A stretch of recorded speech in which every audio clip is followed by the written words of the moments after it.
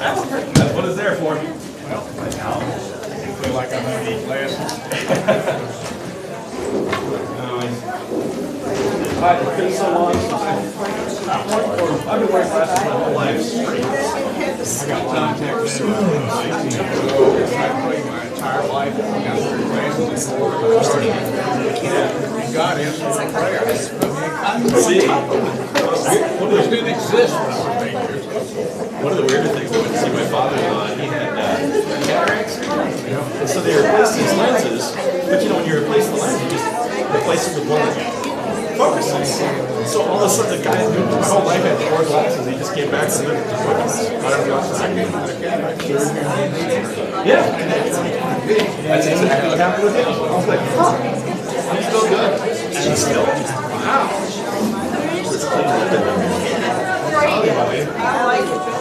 I can't know when it's like when it's dark. I go from looking far to looking close to read. Yeah. Like at night for Oliver, I'm like, I'm like,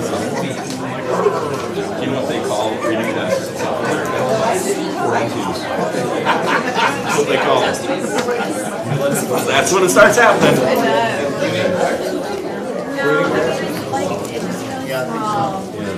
That's about where it started. I could run the box scores in the got it. It's probably wrong. My dad said it's wrong. Yeah. Probably. This is what started.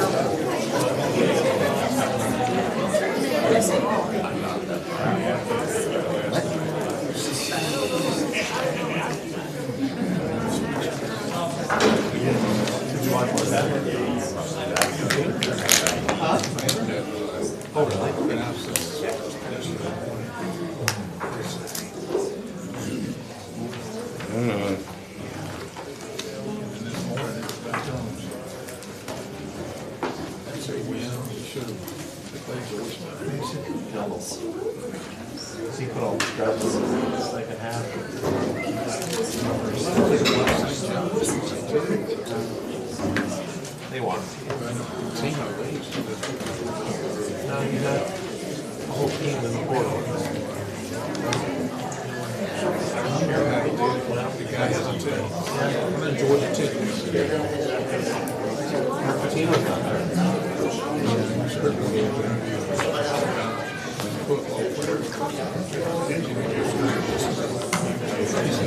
Well, he didn't know why they were coming.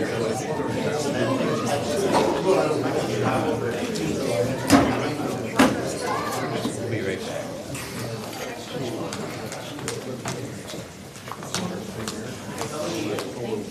End of college school. Test, test.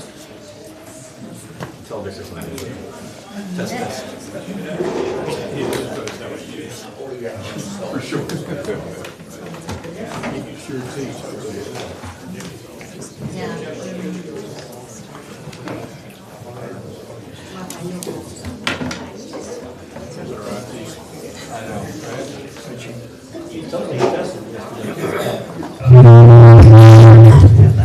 Sorry, Micker's gone. Boy, that's loud.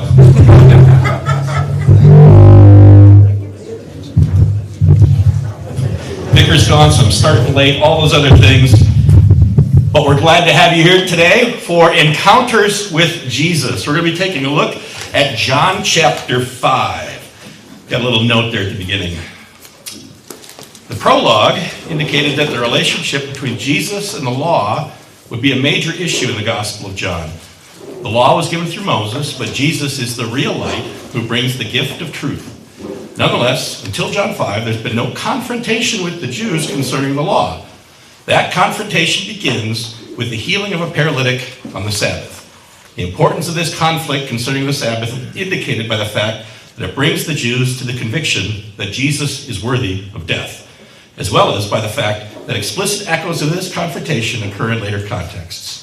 So today we will see Jesus' encounter with a lame man that leads to his confrontation with the religious leaders of Israel. So let's start out by reading the whole account. We're in John chapter 5. Who's got a page number? 1653. How's that volume at the back? Can you guys still hear me? Okay. John chapter 5. 1653 in one of the sets of the Bibles. Matthew, Mark, Luke, John chapter 5, verse 1. Sometime later, Jesus went up to Jerusalem for a feast of the Jews. Now, there is in Jerusalem near the sheep gate a pool, which in Aramaic is called Bethesda, and which is surrounded by 5 covered colonnades. Here, a great number of disabled people used to lie: the blind, the lame, the paralyzed. One who was there had been an invalid for 38 years. When Jesus saw him lying there and learned that he had been in this condition for a long time, he asked him, "Do you want to get well?" "Sir," the invalid replied, "I have no one to help me into the pool when the water is stirred. While I'm trying to get in, someone else goes down ahead of me." Then Jesus said to him, "Get up, pick up your mat, and walk." At once, the man was cured. He picked up his mat and walked. The day on which this took place was a Sabbath. And so the Jews said to the man who had been healed, "It is the Sabbath. The law forbids you to carry your mat." But he replied, "The man who made me well said to me, 'Pick up your mat and walk.'" So they asked him, "Who is this fellow who told you to pick it up and walk?" The man who was healed had no idea who it was, for Jesus had slipped away into the crowd that was there. Later, Jesus found him at the temple and said to him, "See, you are well again. Stop sinning, or something worse may happen to you." The man went away and told the Jews that it was Jesus who had made him well. So because Jesus was doing these things on the Sabbath, the Jews persecuted him. Jesus said to them, "My Father is always at his work to this very day, and I too am working." For this reason, the Jews tried all the harder to kill him. Not only was he breaking the Sabbath, but he was even calling God his own Father, making himself equal with God. Okay, so we've got an encounter with Jesus today, and if I were going to title this, you might say an encounter with Jesus and the man at Bethesda, but I think what I would entitle it would be an encounter with Jesus and the men at Bethesda.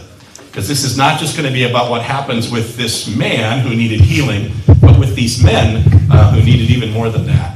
So let's take a look on the first couple of numbered points there. I just wanted to talk about, now that I closed my Bible, talk about some of the things that are here in this account in John chapter 5. First one there talks about Jesus going up to Jerusalem. What do we know about that? That seems like an odd sort of expression. Why do they say go up to Jerusalem? Do you remember that? Gary? Wasn't Jerusalem kind of on a mountaintop or a high point? Yeah, so Jerusalem was up on, so if you remember the Mount Zion, they call it, it's the city of David would have been up on a promontory position. So, and as you come from any part of Israel, you're ascending towards that mountain peak. And so you always talked about going up to Jerusalem. And in fact, if you see in the book of Psalms, towards the end of the book, there's called Psalms of Ascent. And if you might see that noted in your Bible, those were the psalms that the people would sing as they ascended up to Jerusalem for pilgrim festivals. And so this is Jesus is on his way to Jerusalem. Something else that's significant there, of course, he had been in Galilee, preaching and teaching and calling disciples, and now he's going up to Jerusalem. So this probably signals something else. What else do we think about when we hear about Jerusalem? Not just that it's high.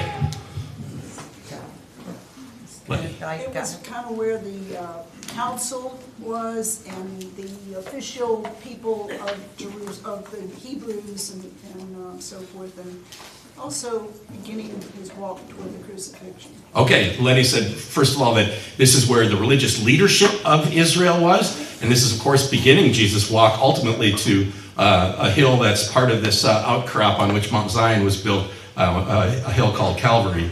So yeah, the religious leadership is there because, of course, something else really important is there. The temple. The temple, yeah. So this is the place where Israel was told where you can go meet God. God will be in his temple. And the religious leadership was built around the temple complex, and Jesus is going down there to create all sorts of trouble. So, John chapter 5, Jesus went up to Jerusalem for a feast of the Jews. So if he's going up to Jerusalem for a feast, that means it's one of the pilgrim festivals, or 3 festivals a year that observant Jews were to travel to Jerusalem for. Kind of an interesting little textual note is, so we're going to talk a little bit today about whether or not we can know that the text we have of the New Testament is reliable. So there's some very famous unbelievers like Bart Ehrlichman, who's a very famous New Testament linguist who actually doesn't believe in any Old Testament. He's just very good at Greek. And he would say, and he says this on YouTube and everywhere else, that there's 400,000 different variants in the New Testament. How can we possibly know what the New Testament says? Okay? So, and that is true. If you add up all the document manuscripts that we have of the New Testament from ancient times, there are 400,000 discrepancies. But now, what we're going to do is take a look at what are those discrepancies today. So first of all, variant spellings, that's 70% of those. Okay, so if you, great. I'm just curious, it says for a feast of the Jews and not why is it feast with the Jews? Yeah, it actually probably the more interesting one for these folks that look at textual criticism is here's a very significant textual problem like Bart Ehrlichman is talking about. And here's one that actually might make a difference. We have some families of documents that say for the feast of the Jews, and some that say for a feast of the Jews. That's, okay, and now you might be thinking that's not that big a deal. And you'd be correct. Out of those 400,000 variants, almost all of them are just either spellings or something like, is there an or a the? And none of them make any difference when it comes to doctrine or what we believe about what Jesus said. But it does, we do have a great opportunity, we're going to talk about in a couple more verses here, to understand how this works. But so right now, the difference between a festival and the festival is hotly contested, because this would mean, if it's just a festival of the Jews, this could mean one of the other festivals that the Gospels recorded that Jesus went to, which means his ministry would be 2 or 3 years long. If it was the festival, as in the Passover, if this were another Passover compared to the other ones, then Jesus' ministry would have been 1 year longer. That's the great big debate. Does any of it matter? No, not at all. But we're going to come back to one that's a little bit more interesting than that. But this one here is, so it just says the point in John's relation of this is that it doesn't matter which festival it was, but he was going up for a festival of the Jews. And so a couple of things we'd know then, if he's at a pilgrim festival, there's going to be a great crowd of people there. The religious leadership is all going to be in place, and people are all going to be focused on the temple rites and what's going on in Jerusalem that day. And so that kind of really sets us up. Letty. Kind of like, I suppose, when we have big things here in Atlanta and there are way more policemen out. Sure, lots more policemen out when you have big events. That's exactly right. And the policemen here are going to be these kind of religious police that are going to get after this guy for taking up his mat, right? But didn't he have to carry his mat to wherever he was to lie down? Great question. So how about this? Jesus heals this guy, tells him to take up his mat and go. And then this guy gets in trouble. So why did Jesus tell him to take his mat? Did it on purpose. Joanne says he did it on purpose. Be a little rabble rouser. Did he maybe just not know that this would have been frowned upon? Okay, he absolutely knew that it would have been frowned upon. Great. Maybe Jesus knew, in fact, he did know, that the man would no longer need to have that mat at the water. Okay, now think about that. So in one sense, he doesn't need this begging mat anymore. So it's interesting that Jesus tells him to pick it up and take it along. So likely, probably what we would say is Jesus is doing this on purpose, right? And why? What do you think, Jamie Grace? To show that the old laws aren't necessary anymore. Okay, she said to show that the old laws aren't necessary anymore. So Jesus was willing to to dishonor the Sabbath, to show them that the Sabbath isn't important? I kind of put words in Jamie Grace's mouth. That's not what she said. I think Jesus made the point that man was not made for the Sabbath was made for man. They're focused on the wrong thing. Okay, say Holly again, then I'll listen. Here, Bob. Man was not made for the Sabbath was made for man. Okay, Jesus saying man was not made for the Sabbath, but the Sabbath was made for man. Good, Holly. That basically said it. Okay, so let's remind ourselves what the Sabbath is. When God finished creating the world in 6 days, the seventh day he set aside, and on this day you shall rest. And then when Moses was given the law on Mount Sinai, the Sabbath day was this is the day on which you shall do no work. Neither you nor your animals nor the slaves that live inside your house. No one works on the Sabbath day. And that was seen as the one of the chief commandments by Old Testament Israel, because this meant their communion with God was on Sabbath rest. Letty. But it had become so polluted that talking to somebody was wrong, or eating or feeding your animals was wrong. Okay, so Letty said it had become polluted. And that is absolutely what happened. And it became polluted from the best possible intentions, right? Sure. The intention was, we need to make sure we never break God's Sabbath law. And if God's Sabbath law says work, well then that kind of brings some questions up. What is work? So let's start defining for people what work is and what work isn't. And kind of like say if you wanted to make sure your children never ever got a speeding ticket. So your house rule was that whatever the speed limit sign is, we drive 10 miles an hour less. Okay? Now, if it's 55 and your house rules are 45 and your child's driving 46, are they breaking state law? No. Whose law are they breaking? Your law. You're right. And so what Israel had done, what the religious leadership had done, is put up all these special house laws around the laws. And so when Jesus told this guy to pick up his mat and go home, he wasn't telling him to do something sinful against what God had said about Sabbath day. But one of the laws that Old Testament Israel had made up was if you carry something from one domain to another domain. So you could carry a book around inside of your house. That's one domain. He could have carried this mat around inside of one, but if he carried it from a private place to a public place, that constituted work, and that would be a breach of their Sabbath law, which of course has nothing to do with what God had said about what the Sabbath is for and why Sabbath is made for man. So Jesus was not telling this man to commit a sin. He wasn't telling him to do something that was wrong. This would have been Jesus saying, "Go ahead, drive 46." Do it. Caleb. I'm sure this is not the point, but if he was an invalid, would he even normally have been able to carry his own mat? No, someone would have had to carry it for him. Yeah, so he would have. Jesus to say pick it up, like even that first part of the command. In a Gentile. It's got to be shocking. Oh, I can actually. I can do this, right? Yeah. So this would have been Bethesda. The word there means house of mercy. So this colonnade, this covered area, would have been a place where people were brought. The disabled were brought, and it's kind of interesting that, you know, the way it describes it there, a great number of disabled people used to lie there, the blind, the lame, the paralyzed. I had a question there under 5.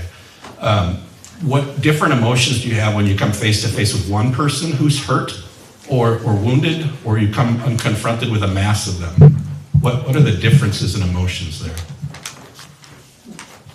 Ever notice that? Or maybe you've never been confronted by either one.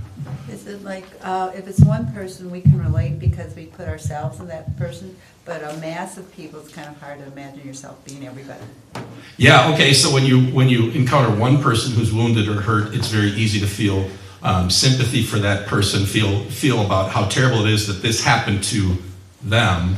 If you're encountering this huge mass of people there, the emotion often isn't individualized sympathy, but you're looking at this and what's the emotion you feel if you saw this whole room full of people that were blind or lame or disabled.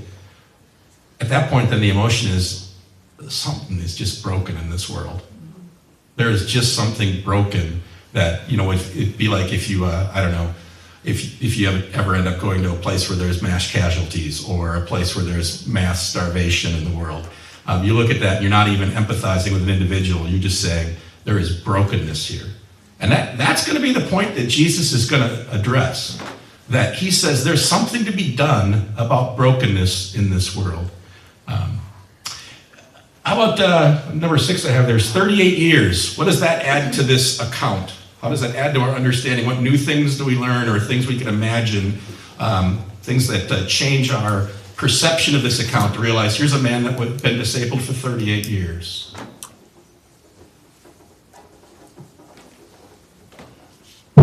Would it be everybody knows that he's disabled, that he hasn't been able to walk because... Okay, that's a really good point Linda made. He's been there for 38 years. So everybody in the temple area would know that this guy has been disabled for a really long time, right?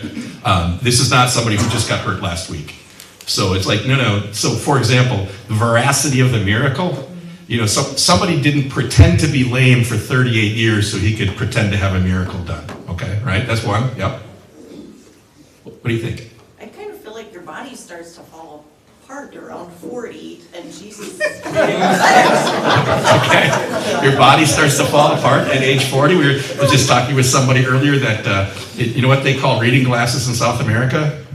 42s. Which is kind of interesting, yeah. 42s. Yeah, Jesus takes this man who's obviously at least in his 40s and makes him all better. What else about 38 years? Letty. Well, in the Jewish outlook, things like this happen to you because you sinned in some way, shape, or form. So he must have been a really bad sinner. Must have been a really bad sinner. This happened to him, according to the Jewish folks around him. 38 years of this, yeah. And it would have been, something else I thought about is, if I one time had I was jumping dirt bikes and broke a leg. And I ended up having a cast on my leg for a long, long time. And I remember when they took the cast off, I hadn't been able to walk on it for, 6 or 7 months. And your leg atrophies. I mean, like you got one skinny leg and one normal leg. 38 years of not walking, you know what the atrophy would have looked like in his body. The idea that this man was going to be suddenly hale and healthy, well, it marks the fact that no one could deny this miracle of Jesus. Such a stupendous, amazing miracle. But then the point of the religious leaders is what? He did it on the Sabbath. You're carrying a mat. Oh, Yeah, you're carrying a mat, right? They totally missed that. Chris? Somebody was taking care of him for 38 years. Somebody was taking care of him for 38 years. And that night you got to go home and say, I can go work tomorrow. No? Yeah, think about that. Look back at verses 1 through 5. Somebody read verse 4 for me. Oh wait, there is no verse 4. What in the world? There's no verse 4. What happened to verse 4 of John chapter 5? Here is a great example of something called textual criticism and these hundreds of thousands of problems that there are in the New Testament text. Too long didn't read, there's no big problems in the New Testament text. There are an opportunity for us to say sometimes in the text that we have different readings from different early copies of the New Testament. But that doesn't mean we have any doubt about the veracity of it. So something to think about is this is a chart that shows the New Testament document witnesses. If it's too small for you to read, it's also printed on the back page of your handout. But I'm just going to use a couple of the ones here that have to do with John's gospel here. So the first ones with the funny looking P, those are papyri. So these would be ones found in Egypt, made out of papyrus reeds. These are generally very early copies of the New Testament. The one that we're going to be looking at today is P66. That's from around 100 AD. So John's gospel was probably written probably a little bit before 70, mostly because you could see earlier in our text, she says there is a pool by the sheep gate. It seems like it was written before the temple was destroyed, or Jerusalem was destroyed in 70. John would have lived to 90 to 100, so this copy of John's gospel could have possibly even coexisted with John at the same time. So this is a very, very early copy of the gospel. And the gospel is, the way these papyri work, this is a picture of it. If you could see that it's made out of reeds, and the Greek there is the same Greek that we end up learning how to read in school. So this is John chapter 1 at the very top left. NRK ein halagas, kai halagas, ein pros thus. So in the beginning was the Word, and the Word was with God. Kai he thus, ein halagas, and the Word was God. It's obviously very clear, very easy to read. This is it's all Greek to me, right? But if you can read Greek, it's very easy and clear to read. That would be an example of a papyrus. Then we also have other documents that would come like from Codex Sinaiticus, the one there with the funny looking, looks like an X, that's actually an aleph. That's an entire New Testament and parts of the Old Testament, and it was found by a guy named Tischendorf. He went to St. Anne's monastery in Sinai, which was a monastery built on the traditional site of the giving of the law, and he ended up finding one of the scribes cutting this up into pieces and throwing it away. It's one of the best and earliest copies that we have.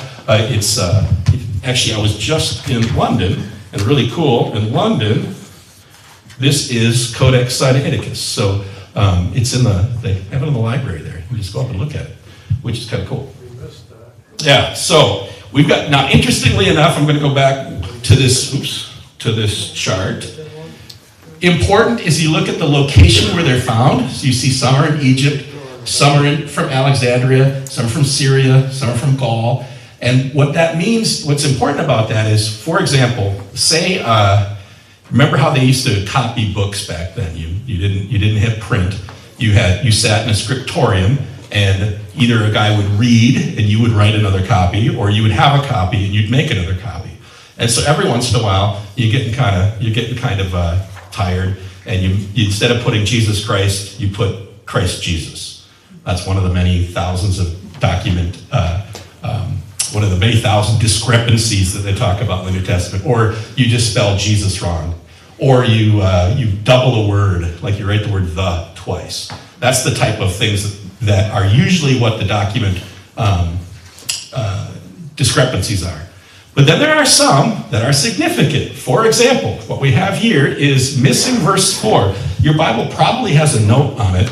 Mine says in verse 4, some less important manuscripts have, and they waited for the moving of the waters. From time to time, an angel of the Lord would come down and stir up the waters. The first one into the pool after each such disturbance would be cured of whatever disease he had. Okay? All right. So, first, we can look at two things, internal evidence and external evidence. So the first question would be, if we look at the external evidence, and I'm going to jump to something here, so this looks like a bunch of silly stuff, but really important. So like in the Bible that I work with in Greek, it will have at the bottom of the page a note on every single textual variant that exists. And the one for this one starts out with the number 4, so this is from verse 4, and then comes the editor's rating of their decision on the variant. So they're giving this an A. They're saying this is a slam dunk. You might sometimes have a B or a C or something like that, but an A means all the editors agree this, what we've done, omitting verse 4, is a slam dunk. And why? They would say, omitting verse 4 is Papyrus 66 from Egypt in 100 AD, Papyrus 75 from Egypt in 120, Codex Sinaiticus from the Sinai in 275, B, C, D is Italian in Gaul. So if you go back to our chart, both the omission of verse 4 is both early and it's widespread. So whoever introduced this, and we can tell you who introduced it because the first copy of it is in this book called Codex Alexandrinus, which I also got to see when I was in London. Some scribe in this book inserted verse 4. So, and it's very clear that that's the case. It's only one family that has it. And in fact, if you take a look at this down here, it will say at the very bottom, it will have some of the manuscripts, they include verse 4, but if they include it, they mark it with asterisks, basically saying there's something fishy about this, right? And so the only ones that actually do include it would be according to A, Alexandrinus. But with many variations in later manuscripts. So anybody that used A, they generally, when they got to it, thought it had to look like Andy had when I read it out loud. Like, oh, that sounds weird. So now you go to internal evidence that suggests why we should think this is reading that John wrote or not. The first, I didn't include this up here, but in the supposed addition of verse 4, there are 5 Greek words that are never used by John in his gospel and are all used inside of one verse. So it seems completely out of character with John's gospel to have 5 words that seem later and seem like a different author's use, all used in one verse. That seems almost impossible to consider such a thing as that. And then the other thing is, other internal evidence, you ask yourself, why might somebody have written that? Lenny. Try to explain what he meant by just stirring the waters, and he couldn't get into it in time. Yeah, so it is an obvious explanation for what the man said, where the waters were stirred and I can't get there in time. And a scribe at some point said, I need to make an explanation for this. And that, you see examples. So this is a good example of, we know exactly what the text of the New Testament is. We also know that this one is certainly not part of it.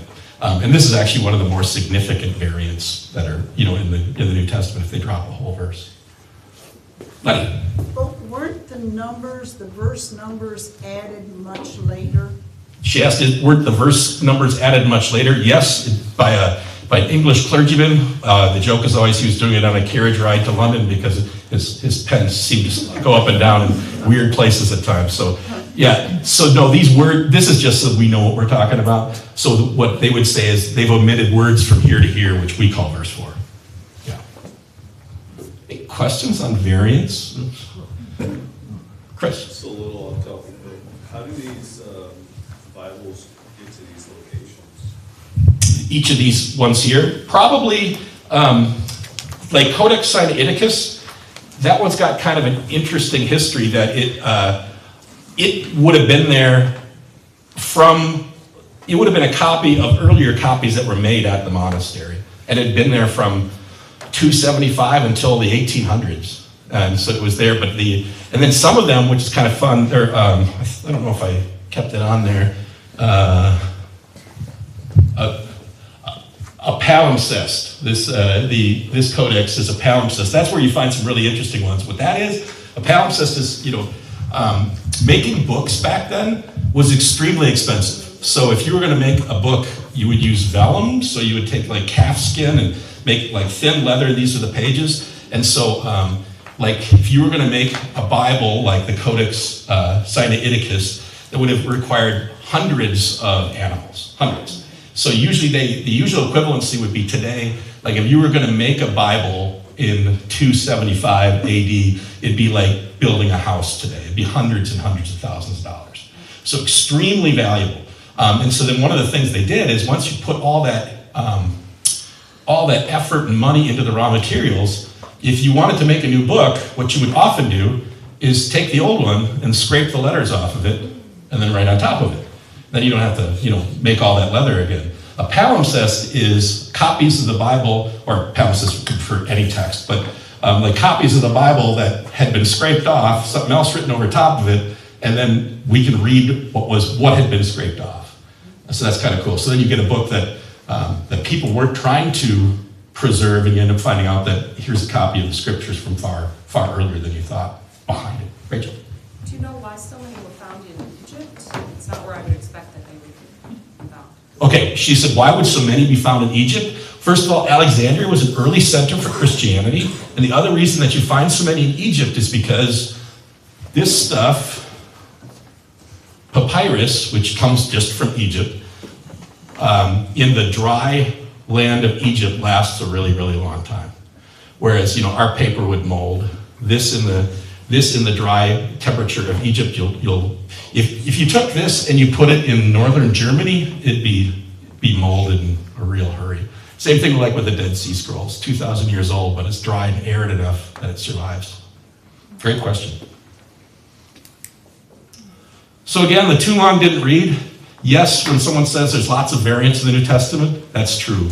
But no, this is not something that challenges at all our understanding of what the text actually is. It's actually only because we have so many copies of the New Testament that we have variants. You think about it this way, if we just had one copy, how would we know if it was right? But because we have thousands and thousands, we're able to compare them and say, no, verse 4 should not be in here. There are tens of thousands of ancient witnesses to the New Testament, and they're, interestingly enough, the account of, and I've said this before, the account of Hannibal bringing elephants over the Alps to invade Italy, there's one manuscript evidence of that, right? But they teach you that in history class without any asterisks beside it. Right? This is thousands and thousands of documents. So yeah, if you have questions about that, want to talk about it some more, let me know. So then here's the real question. So that line in there about an angel coming down and stirring up the waters, you might remember that if you were old enough to have been using the King James Bible back in the day. So then now the question is, so then what was the deal there? This guy said, well, the water's stirred, I can't get down there fast enough. There's probably, I guess, two explanations for this. First one would be, maybe you agree with the scribe and say, an angel would come down periodically and stir the water, and the first person who got in there, he'd be cured of anything that ails him. Okay, that's, I guess, possible. God could do whatever he wants. What's the other option?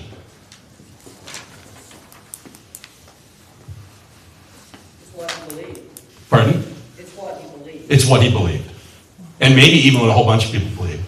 Yeah, that there's some bubbles happening in the spring. Man, if I get down there. This is, you see this, you can see this happening in other places too. I really would side on the second. Because, of course, when Jesus goes about his great miracle, what does he do in regards to the pool there at Bethesda? I don't even mention it. Yeah, no. And it's great. And this guy, he's like, it's kind of a whiny answer, isn't it? I don't have anyone to help me down. No one's here to help me. And who's standing before him? A guy who just, the man who had come to help him, says, do you want to get well? Yeah. Interestingly enough, too, something interesting about this miracle is it is a miracle that precedes faith, is not subsequent to faith. Usually, Jesus does miracles to confirm faith. This would be an example of a miracle done before faith was there, kind of like in Acts chapter 3 when Peter and John, they heal the lame man there before, and then tell them about Jesus. So this is kind of interesting. And so does the man believe in Jesus? Well, that's a good question.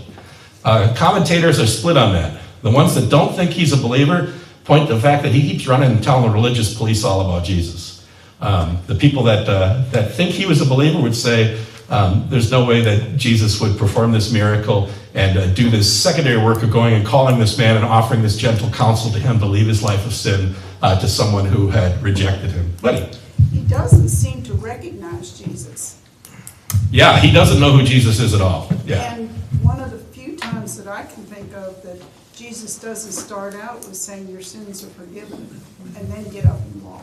Yeah, he did not start out by saying your sins are forgiven, get up and walk. He said get up and walk. And now, this is the commentators who say this is Jesus speaking to someone in whom he had created faith. When they look at the Greek word where Jesus is talking about see you are well again in verse 14, the Greek really could also be read see you are whole again. Talking not just about his legs, but that Jesus had fixed everything. That you've been forgiven, right? So now leave sin behind, right? Don't go back, or something worse will happen to you. There's something worse than being paralyzed for 38 years. That's being shut up from God forever. Please. Why does Jesus ask him if he wants to be well? Why does Jesus ask him if he wants to be well? I'm going to ask Jesus that question when I get to heaven. Yeah, Letty.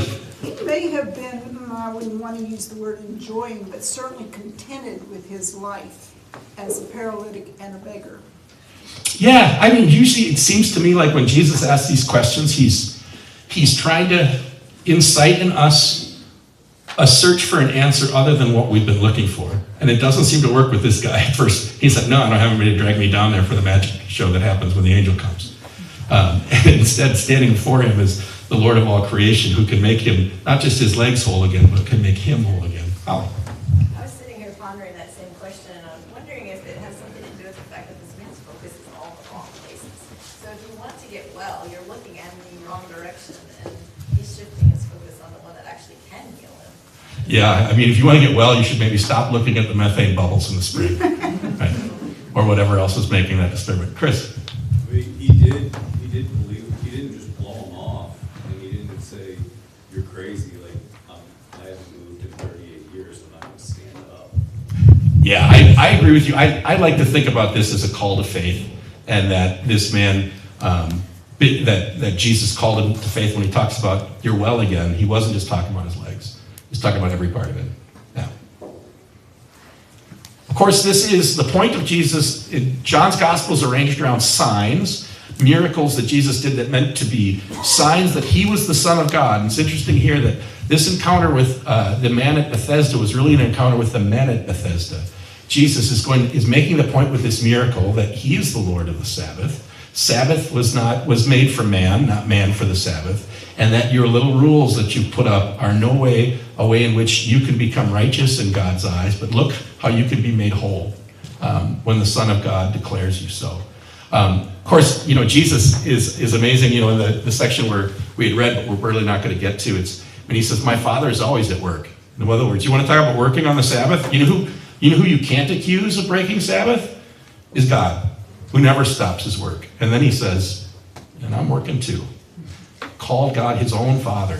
Yeah, this was, if you want to read a really interesting part of John's Gospel, which doesn't come up in our lectionaries, and it's just, read through the rest of the chapter about the interaction that he had with these men at Bethesda, where he so clearly claims not only is he Lord of the Sabbath, but that he is true God who can not just raise people to walk again, but to raise people from death to life. And so you end up realizing why it was that the men at Bethesda, one of them after his encounter with Jesus was walking and made whole, and the other men after their encounter with Jesus at Bethesda wanted nothing more than to see him dead. Thanks for being with us today. Come back next week.